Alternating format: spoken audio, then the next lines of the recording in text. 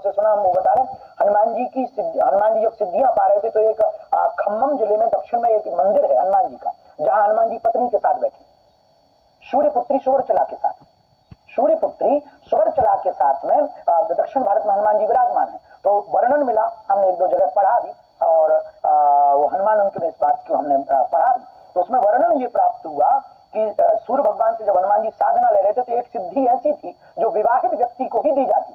तो हनुमान जी बोले हम तो नैष्ठिक ब्रह्मचारी।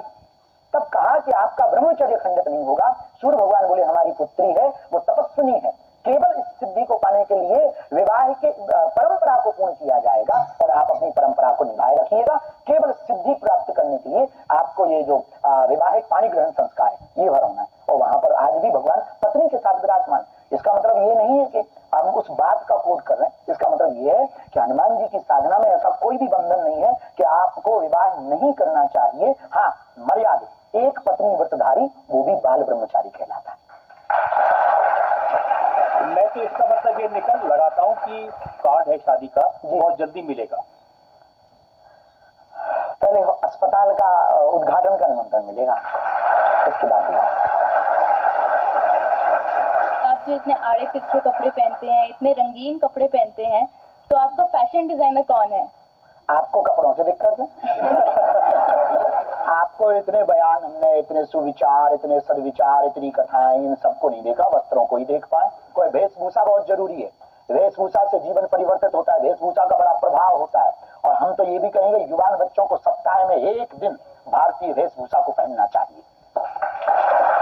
और हम जिस भारत में रहते हैं, हमको कई बार उन बच्चों पे बहुत तरस आता है कि इंग्लैंड के कपड़ों के झंडा वाला, इंग्लैंड के झंडा वाला टी शर्ट पहन करके आ जाते, और फलाने देश की झंडा वाला टी शर्ट पहन के, जिनके पूर्वजों ने हमारे देश में राज किया, उनके फ्लैग की टी शर्ट पहन करके आ जाते, तो अपने तिरंगा पहनने में शर्म आती है लोगों को।